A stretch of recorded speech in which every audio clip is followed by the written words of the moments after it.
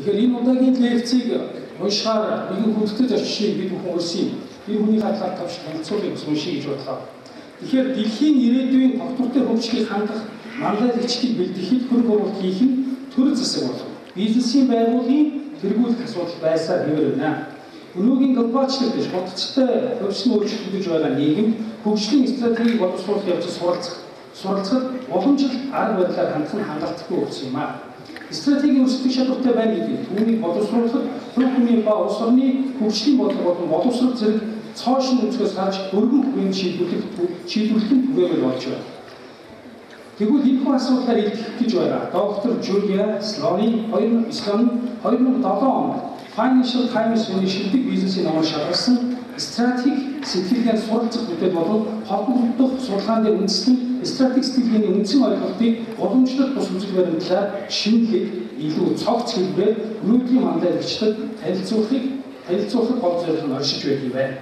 Хадагтай Жулиа Слоан Америкийн нэгдсэн улсын Нью-Йорк хотын Колумбийн сургуулийн профессор бөгөөд тэрээр Америкийн нэгдсэн улсын Харвард, Бүгд хятад ард улсын Нанжин, Японы Токиогийн сургууль, Эрэтгийн менежментийн институт, нэгдсэн улсын байгууллагын коллежийн Дубай, төрийн өдөрлөгийн сургууль зэрэг дэлхийн олон нэр төрлийн сургуулиудад урагдсан багшиж байсан туршлагатай манлайлагч, багш, профессор юм а. Ингээд та бүхний өмнө Монголын эдийн засгийн хавьд урилгаар орж шилтгэл лекцийг тавьж байгаа хадагтай Жулиа Слоаныг урьж байна.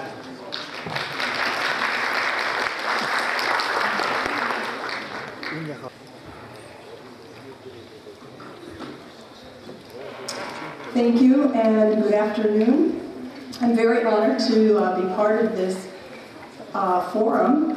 And this morning, after I listened to Mr. President and Mr. Prime Minister, I was so inspired that I thought I just actually might move here to Mongolia. I'm going to change course of conversation just a little bit. We all know about the amazing successes in the past here, and we've heard this morning about the ambitious aims for the future. Whether these things are achieved or not depends a lot on the approach to strategy that's taken. It's wonderful to be here this afternoon and talk, and talk to a group of leaders. Some of you are government leaders, others of you are policy leaders, many of you are business leaders and education leaders, and all of you are change leaders, central to strategy conversations. Now, I know that you all know about strategic planning and strategic implementation, and we're going to talk about something completely different here today, and that topic is going to be strategic thinking.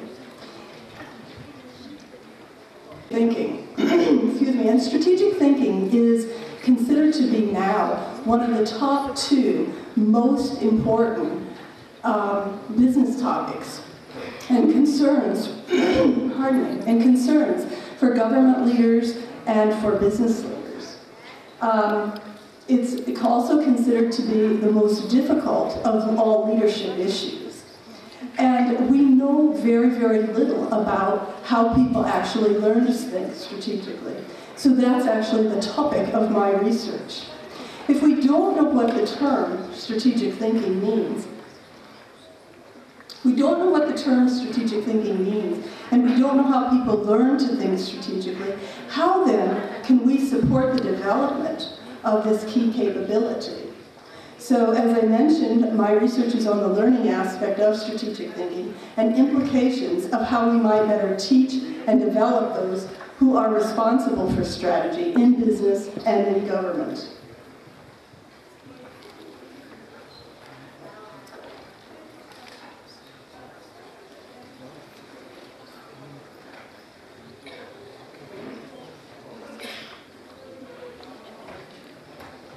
Strategy is a key area and a key area of responsibility for leaders. And strategic thinking is an essential capability for creating innovative and sustainable strategy. While the term strategic thinking has become quite trendy and quite fashionable over the past few years, it's misused, overused, and underdefined. Just last week, for example, I was in a meeting in Washington, D.C. I was on a panel in Washington, D.C., and within 1 hour, the term strategy was used 32 times, and the term strategic thinking was used 16 times. I counted. But the term was used very loosely. It was used for everything from we need a public policy strategy, we need a new product strategy, to we need a strategy to take lunch.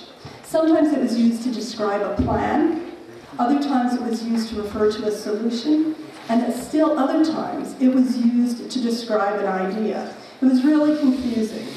As we all know, confusion leads to unclear direction and disastrous business results. In the course of my research, I've come across more than 2,000 different definitions of the term strategy, and I realized that we needed some clarity around that issue. Constantly changing, rapidly changing, complex, and a volatile world. Today, our world requires strategy leaders in every field who are agile, innovative, and expansive thinkers. Leaders who have the capability to think at a level and in ways that are in sync with our rapidly changing, constantly changing, volatile, unpredictable world. This world requires a different approach to learning to think strategically than what we're currently teaching. Let's contrast this world that we live in with the world that we had at the end of the 19th century and early 20th century. This was during the Industrial Revolution, a period of great inventions where scientific methodology reigned supreme. Underlying this was a philosophical school of thought called technical rationality. Linear, logical, rational thinking were valued above all else. Metrics and analytics were worshipped. Things needed to be systematic, standardized, and specialized. Proof and predictability ruled. Out of this era came the mantra, if it can't be measured, it doesn't matter. This was, in fact, a pivotal moment in our approach to the development of strategy. Interestingly, it was during the Industrial Revolution that the definition of strategy actually got turned upside down on its head, and it became what we now call strategic planning. The critical issue here is that strategic planning quickly became a substitute for strategic thinking, as strategic planning followed the rules of technical rationality and became all about linear, logical, rational, analytical planning. Efficiency of thought surpassed depth of thought. The approaches to learning to think strategically that we're currently using are, for the most part, based on the Industrial Revolution era, anchored in the school of technical rationality. Analysis, linear, logical, rational thinking, convergent and reductionist thinking. While there's absolutely nothing wrong with this, it's only one side of the strategy coin, and it's not fully serving the needs of the world in which leaders are tasked with making innovative and sustainable strategy. When you think about how we're developing strategists, what kind of thinking we're fostering versus what kind of thinking we need, we're actually blocking ourselves. We're standing in our own way. If we think of it in terms of supply and demand, the demand for complex, high-level thinking is far surpassing the supply of complex, high-level thinkers. Today's highly complex, constantly changing environment requires leaders who have conceptual thinking, complex thinking, and critical thinking. Yet most of what we're teaching and learning in formal strategy courses are predominantly cognitive functions that are an outgrowth and a product of the Industrial Revolution. These cognitive functions are efficient to teach and easy to measure. We've developed an overstrength in teaching rational problem-solving skills that are best suited to complicated issues at the expense of teaching complex thinking capabilities required of complex problems. It's not that linear, logical, analytical, rational thinking is bad. In fact, it's very good and necessary, but it's insufficient for today's world. We're stuck in a rut in technical rational mode. What we need to be learning is not what we're teaching. Even the best metrics and analytics don't measure relevance, assumptions, or ethics. The kinds of cognitive functions we're teaching are not keeping up with what our strategy environment has become.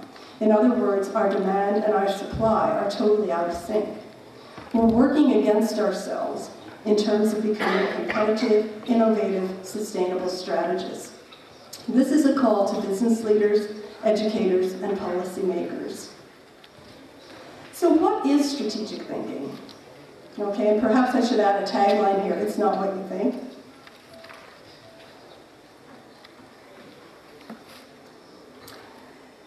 The intent of strategic thinking is actually to suspend problem solving, not to rush into problem solving until we've actually very, very clearly tested and challenged and clearly defined what the problem is.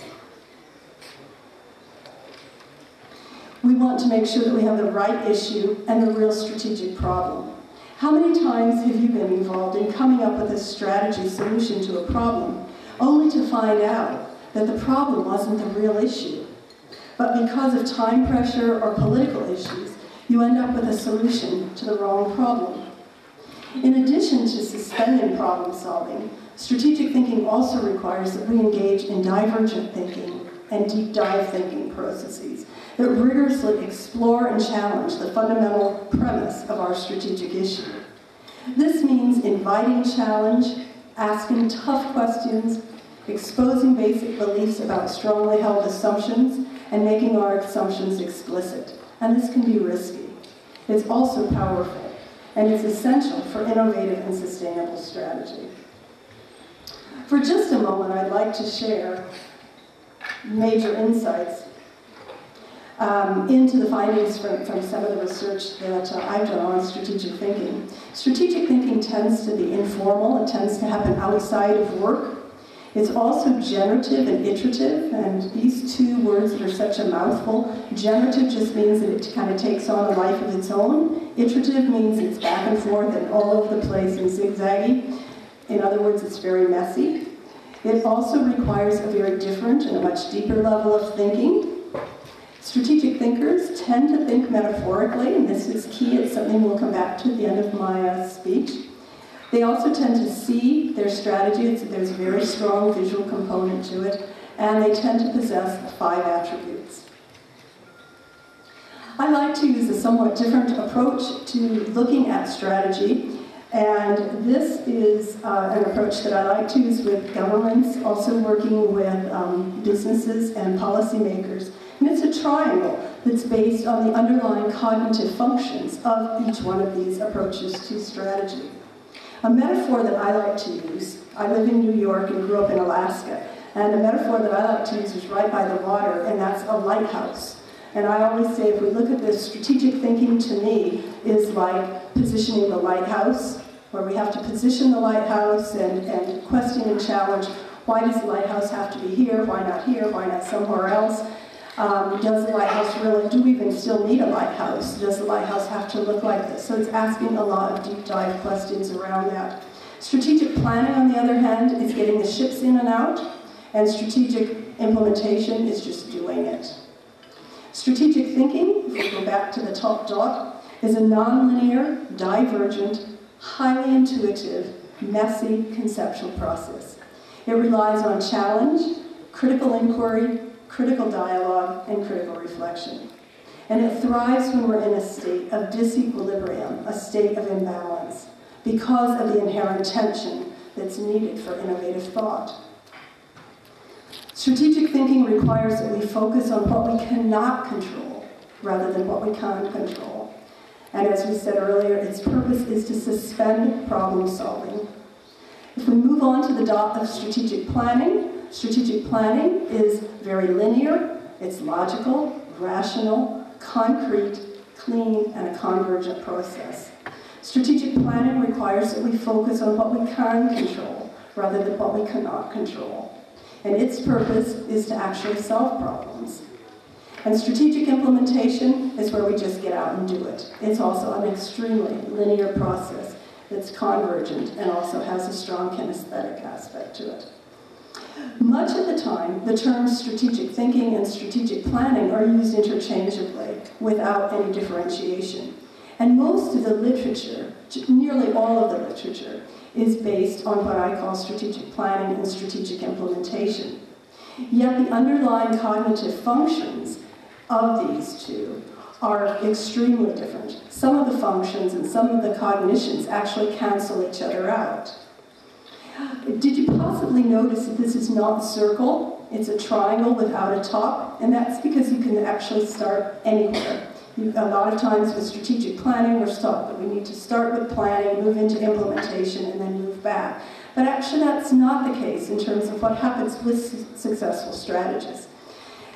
Successful strategists tend to be adept at all three of these. We need all three. Our aim needs to be to develop the learning process so that leaders can actually function and be confident in using all three, depending on what the business situation requires. These three dots tend to come in and out of focus depending on a business need. And in my mind, these dots are all connected, the three of the dots are connected by a rubber band. I just don't know how to do that on PowerPoint. Where any one of these dots can come out into the forefront at any given time while the other two recede. And this is something that makes, I think, strategy so dynamic, is that you can move and vacillate between all three of these at any point. Sometimes you need to actually bring the business or bring the policy into strategic planning mode. Other times you need to switch and move into strategic thinking mode. And so other times you'll need to move into implementation mode, followed by going back to strategic planning. So it's a very, very iterative process and a very dynamic process. I find this model is very useful in getting people in businesses, agencies, ministries, and government organizations all on the same page when it comes to strategy. It also helps keep people on track in terms of where they are and where they need to be, because it plays on everybody's strength. It also gives people a very strong visual to understand the cognitive processes. Let's take a look here at the cognitive cluster that underlies strategic planning. And this cluster probably looks familiar. We have convergent thinking, linear thinking, logical thinking, reductionist thinking. Excuse me. This is a cluster that is taught in strategy classes, professional development classes, MBA courses, and within consultancies. Let's compare this cognitive cluster to the cognitive cluster that's required for strategic thinking. Let me mention just a few of the most interesting types of thinking here that rarely get our attention. First is if we talk about polarity thinking. Polarity thinking is actually one of the highest levels, in fact it is the highest level of cognition that we're currently aware of. Polarity thinking happens when we have two opposing aspects to strategy that simply won't fit together. This creates tremendous tension, which is necessary for innovative thought. It's from this tension that innovative thought can actually have a chance to emerge. Yet most of the time, the way we handle polarities in strategy is to use elimination thinking, which is a form of rational thinking. We identify the polarity, and then we simply make one of them disappear. But this tension is essential for strategic thinking. And once it's there, it happens almost magically. Another type of thinking here is metaphoric thinking. Metaphoric thinking is another high level, advanced level cognition that we very rarely use. A metaphor, as we know, is when we make the unfamiliar familiar through our experience. And a great way to strengthen strategic thinking is actually by searching for metaphors that are like our strategy problem. We want to get ourselves in the habit of looking for metaphors, using parables, fables, metaphors, even proverbs, to help to strengthen the metaphoric thinking that's required. While we may associate these fables, parables, metaphors with old-fashioned, unsophisticated teaching methods, they actually require one of the highest levels and most advanced levels of cognitions that we're aware of as well. Panoramic thinking helps us to elevate and expand the scope of our problem, to broaden and to see the strategic landscape. Drawing a strategy in panoramic view is a great way to begin to identify the polarity. Why do you think castles were built on the top of the hill? It's so we can see the panoramic view. Or why do we aim to get the highest branch on a tree so that we can get the bird's eye view? Again, so we can see panoramically. I'd like to put just three different examples up here of strategic and statements. These are polarity statements. This first one is an example from Croatia, from the government of Croatia. This may not create any tension for you, but it certainly creates tension within the government there.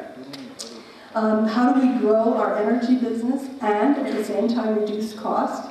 The tension that comes from that strategic statement is a great stepping stone and a great start place for a strategic thinking. Another example is from Saudi Arabia. I was working there a couple of months ago, and one of their big strategic issues is how do we promote women's participation and increase fertility rates? Again, this may not be your strategic issue, and it may not create tension for you, but it actually does for them. And from South Sudan, the brand new government is working on the polarity of how do we promote economic development and promote a strong national identity. So it's from the tension that innovative thought can actually have a chance to grow. Interestingly, regrettably, most of this cognitive cluster that supports strategic thinking is actually washed out of us by about the ages of 7 or 8. Strategy is conceptual and strategy is complex, and it requires complex and advanced levels cognitive capabilities that are given very little attention in our conventional education curricula, executive education courses, business schools, or in corporate training. Yet these are, yet these are essential cognitive capabilities for strategic thinking. So what can we do to support this cognitive cluster that underlies strategic thinking?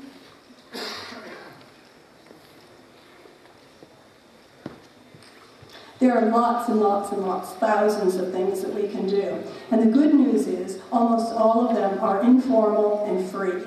The bad news is that there are no shortcuts to strategic thinking. They take a lot of time, and they also take a very different mindset. So I think you can have a quick read on this on your own. Some of the things that I think are most useful for policymakers and also for business leaders is to make sure that we discipline ourselves to create the time and create the space that's needed for this level of thinking. Okay. Also to engage in creative endeavors. Creative initiatives are one of the very, very best ways to support strategic thinking. It's basically effortless, and cultures all over the world have fine arts, have humanities. By engaging in these, it really strengthens strategic thinking, and something that I think is accessible but very underutilized. Also, making use of drawing your strategy is a great place to start. Getting in the habit of inviting tough questions, spending time and giving attention in debates, and getting attention in meetings to exposing and making explicit some of the underlying assumptions is an absolute start point of strategic thinking as well. Identifying polarities and the tension that comes from that is a start point as well. And suspending problem solving until the real strategic issues have been identified and challenged.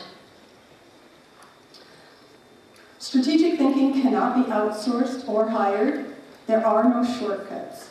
It requires a mind shift that can be significantly different from our current habit of mind.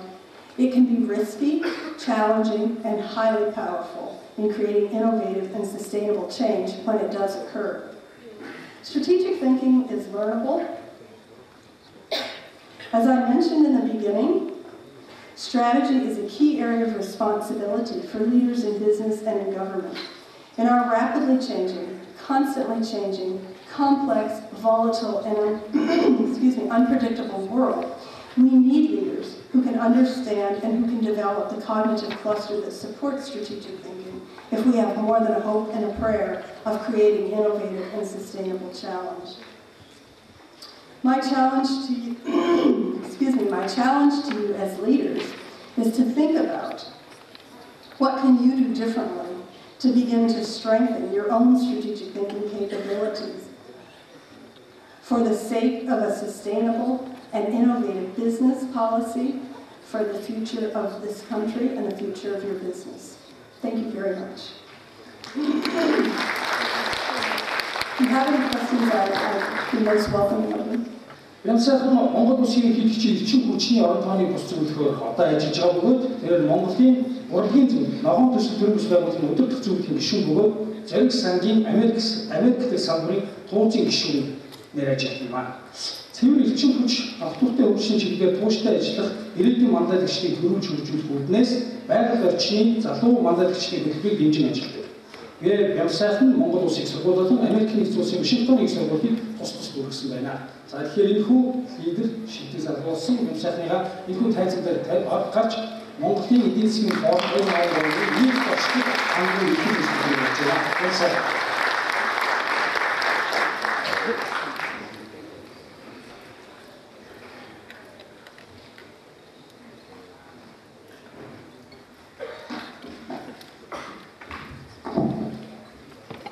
За энэ хүнтэй талбар дээрээс та бүхэндээ өдөр мэдчилж байгаа түүх баяртай байна.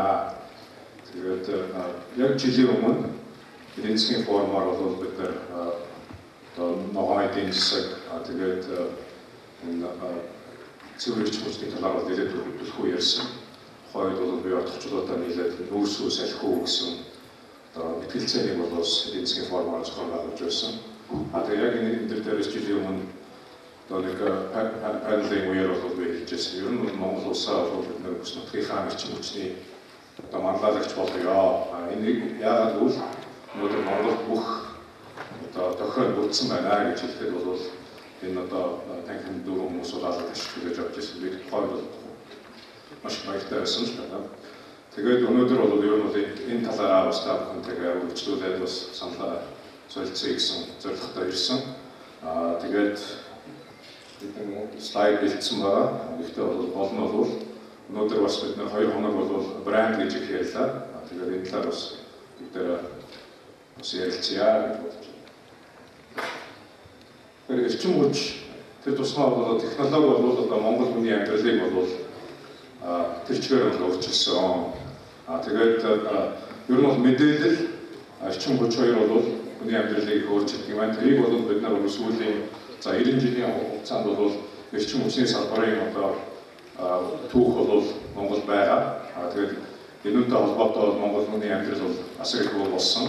Тэгээд мөн мэдээлэл буюу харилцаа холбооны технологи бол сүүлийн 20 жилд бол огцон өөрчлөлтөөр явснаар бол өнөөдөр Монгол хүний амьдрал бол бас нэлээд өөр болсон байгаа. Тэгэхээр энэ эрчим хүчний салбар бол ерөөсөө эдийн засгийн суурь. Тэгээд энэ салбарыг хөгжүүлэх нь бол Монголын ирээдүйн гол нэг хэсэг юм аа гэдэг та бүхэн марахгүй. Тэгэхээр бол бид бүхний ярих жишээд татвартаа 100 нарын гэр хөтөлбөр байна. Тэгээд дийдэш байна. Энэ бүхэн бол Монгол хүнд бол ерөөсөө амьдралын шинэ хэв маягийг бол бүрдүүлж өгч байгаа. За тэгээд цэвэр технологиг бол Монголд одоо бас ашиглаж ирж байгаа. Тэгэхээр бол ер нь бол эрчим хүч бол одоо амьдралын гол их усүр нэг юм аа гэдэг юм байна. За тэгээд бид нар сүүлийн 2 хоног бол брэнд гэдэг юмыг харууллаа л та. Ер нь одоо брэнд гэж юу юм бэ? Монгол брэнд гэдэг. Тэгээд Монгол одоо брэндтай мөн брэндгүй мөн эсвэл одоо Монголыг яаж брэндтай болгох вэ гэдэг сайхан санаанд гарч байна. Энэ техник дотор бол миний бодлоор бол Монголд бол брэнд өнөөдөр байгаа. Тэгээд тэр брэнд бол байгаа учраас бол өнөөдрийн одоо манай амьдрал бол үдээ зэрэгтэй байна гэж бодож байна. Тэгээд өнөөдөр одоо миний ярихаар Монголын брэнд бол нэг за 20 гэсэн тоо байна л та. Тэгээд яагаад 20 гэж байгаа вэ гэдгийг бол одоо товчхон гэж бодсон. Тэгэхээр бол ерөөсөө сүүлийн 3 жилд бол Монгол улсын эдийн засаг бол дэлхийд хамгийн хурдан өсч байгаа эдийн засгийн одоо нэг болсон байгаа. Тэгээд бид нар 20% өсөлт гэж бол их ярьж байгаа. За яг 11 онд бол 17.5% өссөн байгаа. Өнгөрсөн жил бол 12.3%. Гэхдээ ерөөсөө 20% өсөлттэй явнаа. Энэ эдийн засаг бол гэдгийг бол хүн болгон нэгдүгээр бол тааварлаж байгаа. Гэхдээ Монголд амьдарч байгаа хүн бол бас тэр эдийн засгийн өсөлтийг бол яг бодит биеэр мэдэрч байгаа гэдэгт бол би өөрөө бол итгэдэг. Тийм учраас бол энэ эдийн засгийн өсөлт чинь бол өнөөдөр Монголын брэнд болж байгаа гэж бодож байна. Тэгээд одоо жишээлбэл 11 онд бол Монгол бол дэлхийд хамгийн уран өссөн эдийн засгийн нэг байсан. Тэгээд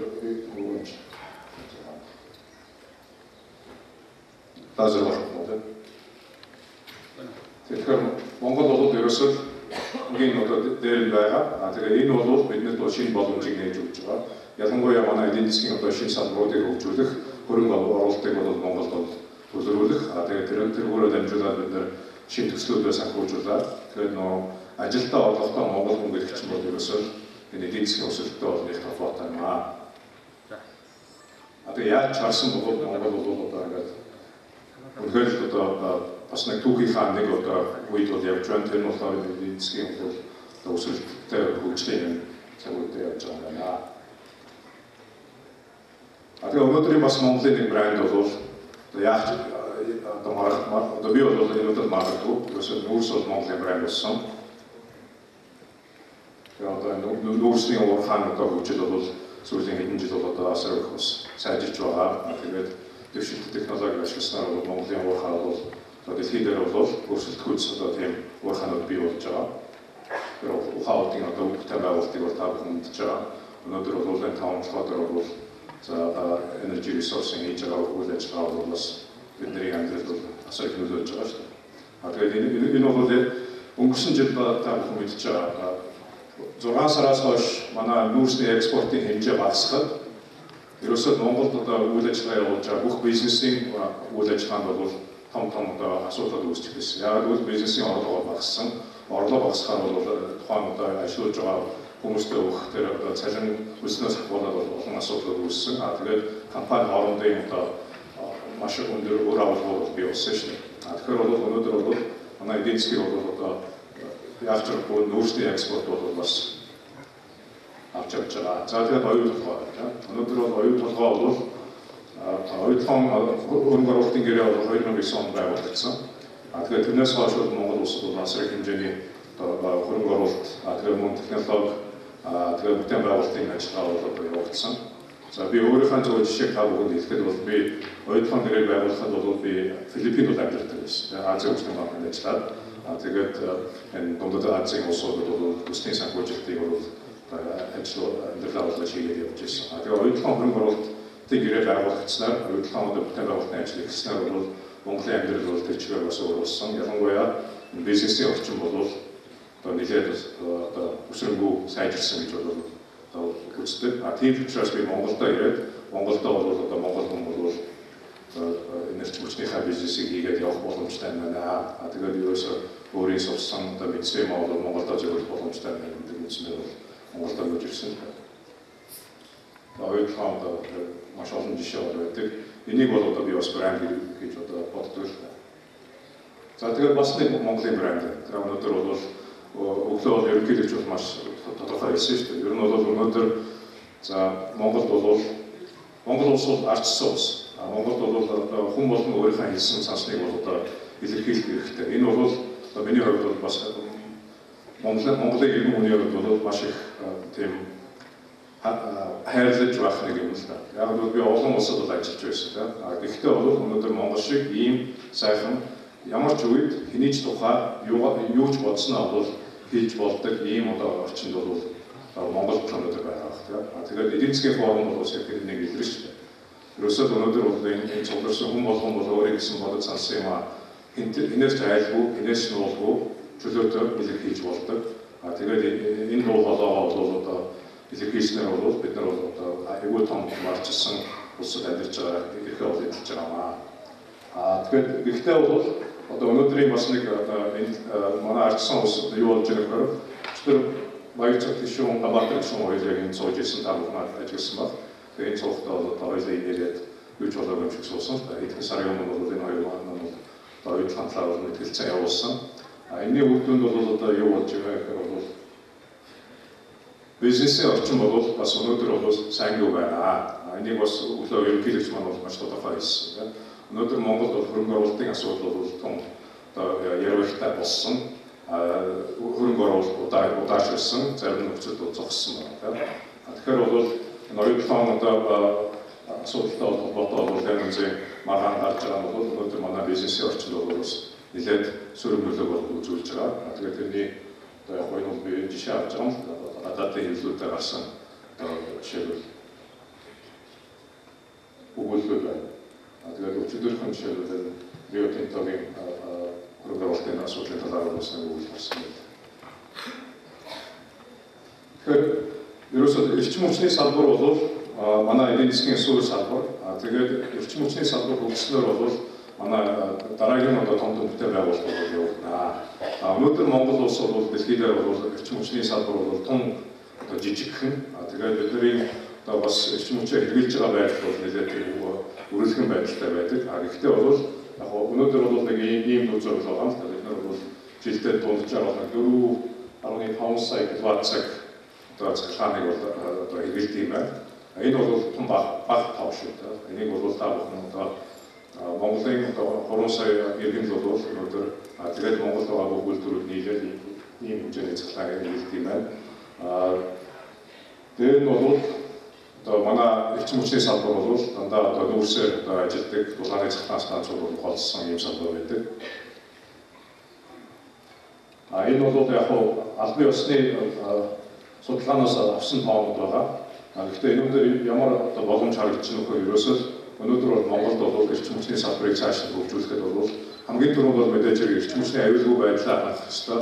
Эрчим хүчний аюулгүй байдал гэдэг чинь өнөөдөр ямар концепц байдаг юм бэ гэхээр эрчим хүчний найдвартай хангамжийг бол боломжийн үнээр хэрэглэгч хүргэх нь бол эрчим хүчний аюулгүй байдал байдаг юм аа гэж тодорхойлсон байна. Энэ бол олон улсын эрчим хүчний байгууллага гэдэг байгууллагаас тодорхойлсон байна. Монголын хувьд өнөөдөр эрчим хүчний аюулгүй байдлыг бол өглөө бас ерөнхийлөгч маань өгөнд дурдсан байна. Бид нэр хамгийн их одоо нүүрстэй тэгээд дээрэс нь бол Монгол бол нар салхины хамгийн одоо өндөр нөөцтэй байж иж өнөөдөр гаднаас бид нэр цахилгаанаа худалдаад байж байгаа. Тэгэхээр бол энэ бол одоо эрчим хүчний аюулгүй байдлыг бол хамгийн түрүүнд хангах ёстой гэдгийг бол одоо хүмүүс хэлж байгаа. Тэгээд өнөөдөр бол манай сүүлийн 20 жил бол Монгол хүний амьдрал бас их өөрчлөгдсөн. Одоо би өөрийнхөө амьдрал дээр бол жишээ хэлж болно. 20 жилийн өмнө бол одоо дундаж Монгол айл бол нэг 3 өрөө байртай. Тэгээд тэр байранд хөрөвчтэй одоо билеттэй мөн бэлгийн чийдэн өөр бол ер нь нэг одоо актер одоо аавын сахлын машин ээжийн хүмүүсний хажнаас өөр бол нэг юм байгаа шүү дээ. Цахилгаан хэрэглэл. Өнөөдрийн одоо Монгол айлын хэрэглэл бол бас өөрчлөгдсөн байна. Гэхдээ өнөөдөр бол Монгол ямар боломж байна гэхээр 30 жил бол ерөөсөө шинэ цахилгаан станцууд Монголд баригдаагүй. За таашаа дөрөвний усан цахилгаан станцууд байгаа. Ухаан удгийн 18 мегаваттын цахилгаан станц байна. Одоо удахгүй салхитын 50 мегаваттын цахилгаан станц ашиглалтанд байна. Тэгээд өчигдөр бол жишээлбэл Азийн хөгжлийн банкны ерөнхийлөгч бүгдээ бол хэлсэн. Монголын одоо бүтцийн салбарт бол асар их боломж байна. Тэр дотроо эрчим хүчний салбар. Тэгээд надад цахилгаан станцын одоо санхүүжилт хөрөнгө оруулалтын асуудалтай Азийн хөгжлийн банк бол тууштай хэмжиж байгаа. Энийг бол төр хувийн хөгжлийн төслийн хүрээнд бол хийж болох юм байна гэдгээ бас дурдсан байна.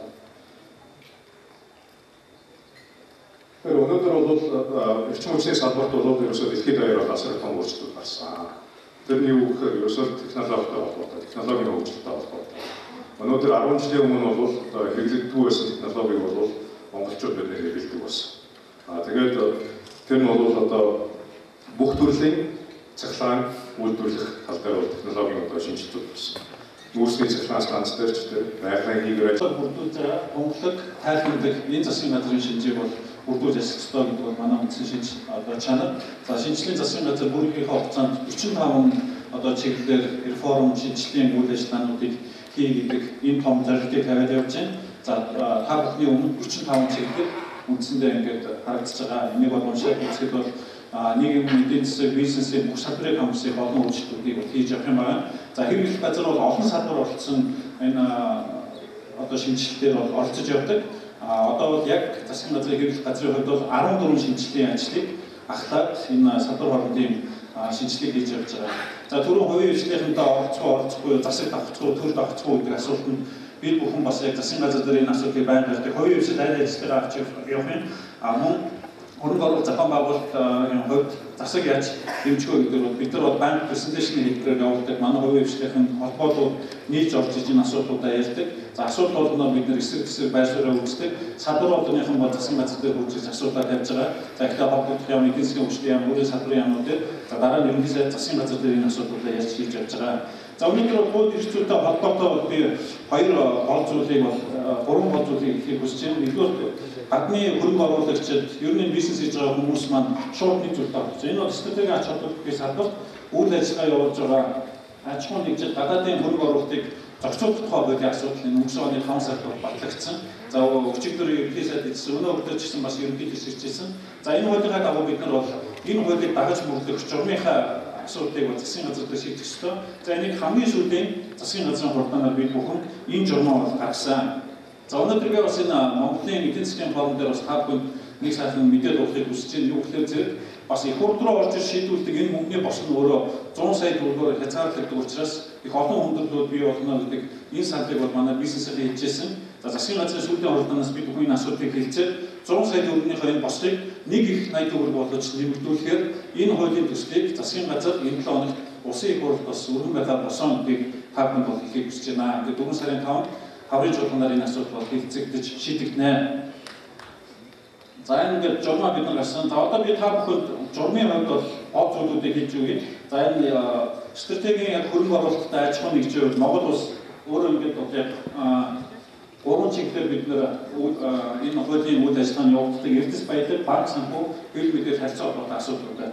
За ингээд улсын хурд хамгаалж зөвшөөрөл 49 болон 100 тэрбум төгрөгөөс дэш энэ асуудлууд байдаг. Тэгээд энэ сая та бүхэнд хэлсэн энэ мөнгөний хэмжээг бид 100 сая гэлцсэн уучлаарай. 100 тэрбумыг нэг их 80 төгрөг болгож байгаа. Ингээд энэ асуудлыг улсын хурд зөвшөөрлөө гэдэг. За засгийн газар хамгаалах зөвшөөрлөлийн энэ асуудлуудыг бид энэ саяны шинэ журмаар батлаар болж байгаа. За хөрөнгө оруулагчдын хувь нь бол 34-өөс 49 болон 100 тэрбум төгрөгөөс доош байгаа тохиолдолд засгийн газрын гишүүн салбарын асуудал салбарын сайд гадаадын хөрөнгө оруулалтын асуудлыг эргэлсэн буюу одоо манай эдийн засгийн хөгжлийн сайднаар хамтраад энэ асуудлыг бол шийдвэрлэж байгаа. За 34 хүртэлх хилцлийн хувьд болохоор зэрэг зөвхөн асуудал эргэлсэн эдийн засгийн хөгжлийн яам бол дандаараа шийдвэрлэж байгаа. Ингэж зохицуултуудыг хийж байгаа. За засгийн газар дээр хуулиар тогтоож өгсөн хамгийн урт хугацаа бол 90 хоног байдаг. За энэ 90 хоногийнхаа дотор бол ажиллана. Сайд нарын 2 сайдын хамтын шийдвэр бол 30 хоногийнхаа дотор бол гараад ирэх. Юу үргэлжлэл дахиад нөгөө хүн зуртал хэвлүү зүйлүүд нь бол арилахгүй байх. Энэ болцоог бид нар бол журмаар гаргаж байгаа. За түрүүний хэлдэг хууль одоо энэ шинэ гарч байгаа журам хоёртой бас дахиад манай гадаад дотоодын байгууллагууд бол их сандар тавьдаг. Энэ хүмүүстэйгээ засгийн газар бол үргэлжлүүлж ажиллаад яг гадныханд одоо энэ хуулийн энэ үгсгийнх нь найруулга эсвэл нэг мөр ойлгох ийм асуудлууд байна гэдэг зүйлээр засгийн газар бол цаашаа бол хамтарч ажиллана гэдгийг бас та нарт хэлхийг хүсэж байна. За ингээд гадаадын хөрөнгө оруулалтад зөвшөөрлөд зарим улсуудын харьцуулсан судалгаа манай эдийн засгийн хөгжлийн яамныхан бол гаргаж тавьсан. Харбан харж байгаа Монгол улс саяны зохицуултууд байна. Австрали улс 6 салбарынхаа энэ зүйлд бол стратеги гэж үзэж бас энэ зохицуултуудыг хийдэг. За бас 30 оноос 90 оног хүртэл ийм зөвшөөрлөө олгож явдаг. Энэ зүйлийг бол та бүхэн энэ хоёр дахь болон цаатлаасаа хоёр дахь хүснэлтэнд бол хараад явцад байна. Энэ Канада улсад харьцангуй бүх салбараа болгоомжтой дахиад энэ зөвшөөрлийн систем ажилладаг. Америкийн нэгдсэн улс байна. Энэ 11 чиглэлээр бас дахиад энэ төр засгийн оролцоо нэгж хоног үе шаттайгаар явдаг. Энэ зөвшөөрлийн тогтолцоог харж байна. За тэгээд Мөнх Хятад ард улс, Оросын холбооны улс, Солонгос улс та бүхэн зөвшөөрлүүдийн салбаруудыг харж байгаа. Тэгэхээр Монгол улсын хувьд бол бид нар бас харьцангуй энэ асуудлаа зохицуулж байгаа. Эргээд энэ зохицуултаа улам бас боловсралгүй болно гэдэг дээрээ төр засгийн байр суурь байна гэдгийг бас та бүхэн ойлгох хүсэж байна. Франц, Герман, Чех зэрэг улсуудтай харьцуулсан судалгааг та бүхэн бол хийж харуулж байгаа маань. За энэ бол хууль эрх зүйн орчны хүрээнд. За бид нар бол яг засгийн газраас өнөөдөр бол зохион байгуулалтын хувьд мөн тодорхой технологи шийдэх хувьд мөн хөрөнгө оруулалтын хувьд бол энэ тодорхой асуудлуудаа шийдэх энэ чиглэлийн зүйлүүдийг ярьсан. Одоо өнөөдөр өглөө ерөнхийдөө ч өсөлтөх чадрын индексээс гадна бас энэ бизнес эрхлэхгүй гэдэг олон улсын энэ том одоо үзүүлэлттэй энэ судалгаагаар бид нэр хэрхэн ажиллаж байгаа талаар би бас та бүхэнд товчхон мэдээд өгье. манай бол энэ чиглэлээр бид нар бол энэ жил 6 үндсэн чиглэлээр бол нэгэн асуудлыг барьж ажиллаж байгаа. За энэ асуудлуудад Дэлхийн банк, Олон улсын санхүүгийн корпорац, USAID-ийн төлөөлөл, за манай хамгийн гол нь бас хувийн хвшлийнхэн бол маш сайн орж ирж байгаа. Худалдаа ажил дөрвөн дахин энэ гэмбэрлэх гишүүнтэй худалдаа ажил дөрвөн дахин манай хувийн хвшлийн компаниуд бол засаг туудын ажилтнаар үнэхээр тусалсан. Өнөөдөр бид нар бол 12 оны байдлаар бол 88 дугаар байранд явж ирсэн. За шинээр бол 76-д явж байгаа. За энэ оны дүгнэлт нь бол ингээд 5 сараар бол дүгнэлтээр эхэлнэ. Тэгэхэд бол бидний хийсэн ажлын хувьд бол 76 дугаар байр маань бас нэлээд доошлох байхаа гэж ингэж бол барьж байгаа. За ноён бол бид нар 12 байраар бол манай байр бол агшин. За ингээд энэ чиглэлүүдээр бид нар ямар ажил хийсэн бэ гэдгийг бол та бүхэнд хэлье. За нэгдүгээр барилгын зөвшөөрлөх өөр бол маш хүнд хэцүү их зодонтой ажил байдаг. Одоо энэ хүчнэлтэн дээр нийтдээ 19 процедураар хүн болгоноос гарын үсэг яваад ард нь хөөцөлдөг өдөртөгөө нийтдээ 208 өдөр 19 шат амжилтаар явдаг. Энэ бол гарын үсэг авдаг бүх албан тушаалтнуудын ресурсын жагсаалт ингээд байж байна. Энэ хүн сурталчилгын том асуудлыг бид бүхэн бол ингэж өөрчилсөн. Засгийн газрын тогтоол гарсан. Нийт процедур 19 процедуртай байсныг 13 процедуртай болгосон. 11 үе шатны зөвшөөрлийг 4 үе шатанд бол хуваасан байна. 121 гарын үсэг цуглуулдыг бол цахим нэг цонхонд оруулах энэ шийдвэр гарсан байна. За 208 хоног бол 54-өөс 59 хоногт ажиллаж байгаа. 1-2 дугаар ангиллын барилга буюу инженерийн одоо мундаг том шийдэлтэй ийм барилгууд дээр энэ зөвшөөрөл байх байна. Энэ бол 1-р ангиллд ямар барилга байх энэ тайлбар нь явж байгаа. За 2-р ангиллын барилга байгуулж, за 3-р ангиллын буюу одоо хүн өөрийнхөө жил дунд үйлдвэрийн одоо 64 мянган аж ахуй дээр бол хичнээн мянган байцаагч, доторх байцаагч ажиллаж байгаа. Нийгмийн даатгалын байцаагч, доторх байцаагч. Тэгэхээр энэ слайднаас бол ингээд та нар харж болно л да. Жишээлбэл би нэг 2 аж ахуйн нэгжтэй уулзаад ингээд тоо заахад жилд дунджаар нэг 4 жилд нэг 10 сая төгрөгийн төлдөг жилдээ. Гэтэл одоо энэ 10 сая төлдөг нь 2 нядаатай гэж байгаа. Тэгэхээр энэ хоёр хүний зөвхөн цалин нь 14.4 сая төгрөг. 5 сая төгрөг төлдөг арай жижиг компани нэг нэгтэнтэй зөвхөн нэгтлэнгийн дундад цалин 7.2 сая. Дээр нь санхүүгийн програм, компьютер тэгээд маш хэмжээний цаас, цаг хугацаа, тэгээд аудитын зардал төлнө. Одоо нөгөө бас нэмэлт бахан зөвчлөгөөнүүд гарцсан. За тэгээд байцаагчтай авилгал өгнө. Тэгэхээр ерөөсөө энэ татварын байцаагчдыг одоо энэ зардлыг бид нар фикс болгосноор маш их одоо татварын байцаагчдыг одоо тоог нь бол цөөлж болох юм. Тэснээр улсад гарах хэмнэлтийг бол би гаргацсан байгаа. Яагаад тэгэхээр энэ дээр бол улс бол хохихгүй харин улс хожин, ард түмэн хожин, цаг хугацаа хожин. Тэгэхээр ер нь бусад орнд бол бас энэ контейнерыг оруулж ирэхдээ ч гэсэн бас маш их юм фикс болгочтой гэнэ тогтмол. Өөрөөр хэлбэл одоо Хятадаас юм уу Сингапураас манай ирээд олон удаа бараа оруулж ирэх гайл дээр нэг ч очиагүй байдаг. Тэгэхээр энэ хүн сурталчилгааг багасгах бас нэг хэлбэр нь бол зүгээр ерөөсөө тогтмол болгочих юм. Яагаад тэгэхээр энэ 64 мянган аж ахуйн нэгжийн 80% нь ерөөсөө орлогын нэг 10-аас 20%-ийг бүрдүүлж идэв. Тэгэхээр энэ жижиг зүйлээр бид нэр ингэж их цаг хугацаа заахгүйгээр одоо саяын гол одоо тэр брэнд гэж эрчим хүч гэж оюутлага тавталгаа энэ гол одоо том мөнгө олж ирдэг гадаад руу одоо хэмжээний доллар олж ирдэг энэ зүйл дээр анхаарах монголчууд төвлөрөхгүй ерөөсөө одоо нөгөө байцаагчаар дүүрсэн 100 яман 60 хүн гэсэн ийм зүйл болчиход байна. Тэгэхээр бусад орнууд бол энэ жижиг одоо 2-р зэргийн гэсэн ач холбогдолтой татвар дээр бүгдийг ингээд тогтмол болгочтой. Энэ дээр бол бас бид нар судалгаа хийж байна. За. Тэгээд баялаас Монгол улсын өнөөдөр брендийг үйлдвэрлэх эдийн засгийн орчныг та яаж харж байгаа? Хацсан дээр яаж анхаарах ёстой гэдэг нь харж байгаа.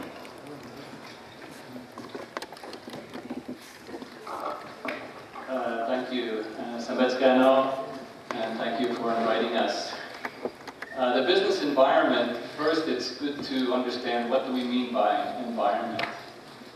If you think of a herder or a farmer, for a good environment, they are hoping it will be such that they can raise their animals or grow their crops. That will give them, the investment that they make will reap rewards for them, give them a good harvest. And in the same way, businessmen and women, they are looking for a good environment where they can start a business and grow their business. Businesses, the things they look for include things like easy ability to register a business. If you already have the financing and you have a good idea for your business, you'd like to get started, and it shouldn't take long. Number two, they want to obviously comply with government regulations, but they hope to do so quickly and with not huge costs. They want access to the resources they need. Maybe it's land, maybe it's skilled labor, maybe it's electric connection. And they also look for respect for rule of law, which was mentioned by the President earlier this morning. Such a positive environment makes the country an attractive place to start and grow a business, and for investors as well. But the contrary is also true. If it takes too long to register a business, if the cost of complying with regulations is high, these can turn investors away, and for local businesses can make it unattractive to start or grow a business. The President also mentioned this morning. This kind of focus was in Musova.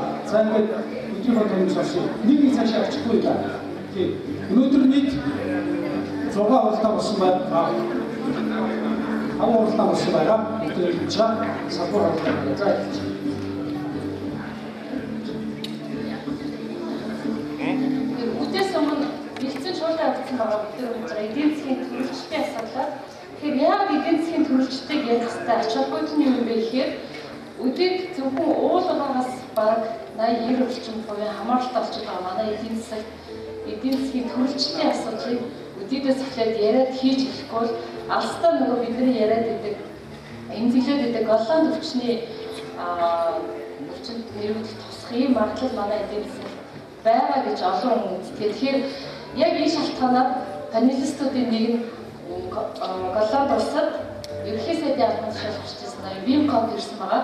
Тэгэхээр энэ хүн дээр бас их төвлөрсөн учраас шалтгаан нь эдийн засгийн төрөлчлөлтөөс гадна за Вимкоп бол Голландыг яг Голланд өвчнөд нэрвдэж байгаа ерөнхий сайдын албан тушаалыг гарч ирсэн хүн.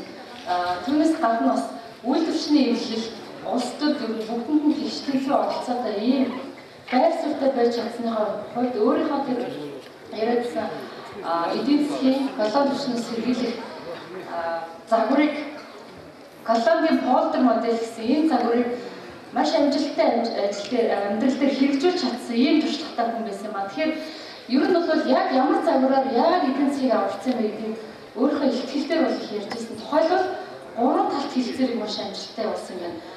Өөрөөр хэлбэл үйлдвэрчний эвлэл, ажил олох хүчтэй байгууллага, засгийн газар гэсэн энэ гурван талт хэлцээрээр маш хүнд хэцүү ажил олох хүчтэй зөвлөлийн зөвшөөрөхөд тийм бэрхшээлтэй ийм нөхцөл хэлцээрийн үр дүнгээр эдийн засгийн аварсан. Юу гэхээр ажилчдад бол цалин бага, ажлын цаг нь бага тийм нөхцөлтэйгээр гэхдээ яг ингэснийхаа үгээр эдийн засгт нийт массаараа илүү их олон ажлын байрыг бий болох ийм зорилготой ийм хүн одоо хин ч гэсэн баг цалин аваад баг ажил хийгээд ингээд явхад бол бас хүлээн зөвшөөрөх хэцүү. Тэгэхээр үйл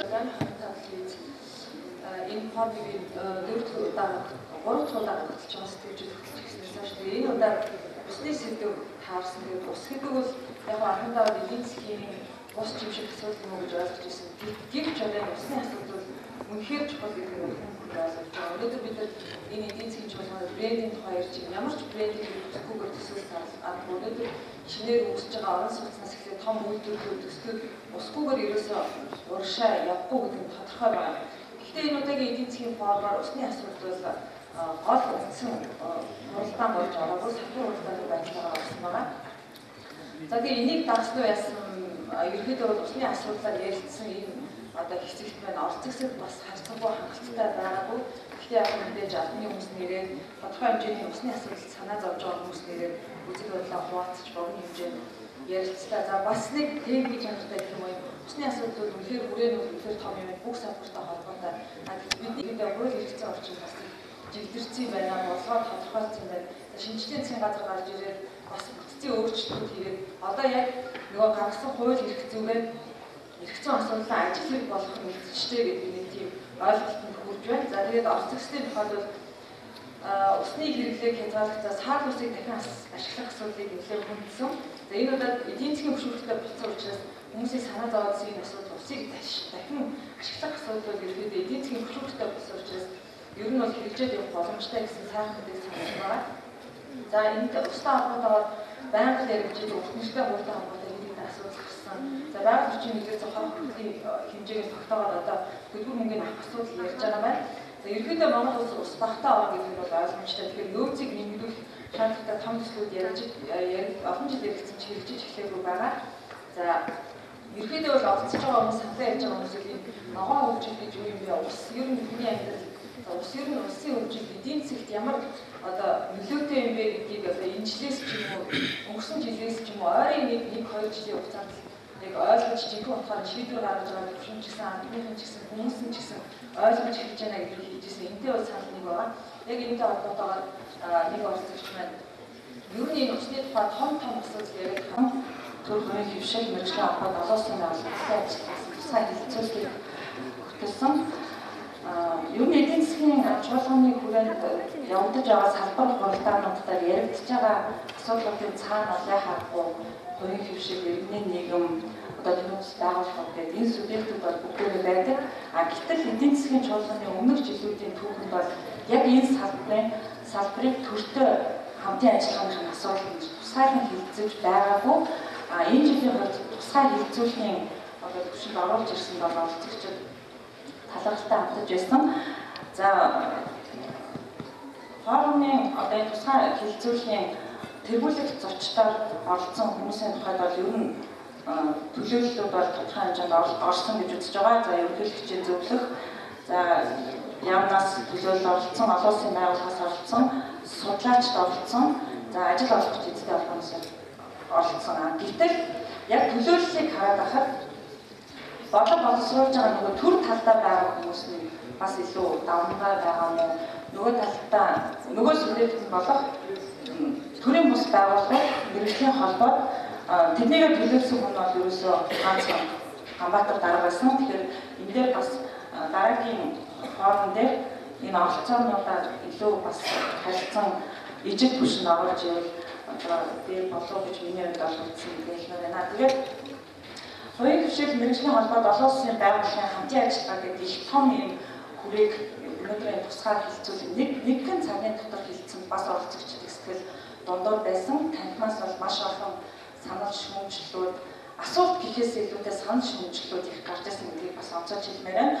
Тэгээд маш олон дээр баг 20 гаруй жил ярьсан энэ асуудал маань яагаад өнөөдөр ингэж яригдсаар байгаа вэ гэдэг асуултыг миний хувьд бол хамгийн түрүүнд одоо тэргүүлэх зочдтой тавьж байсан.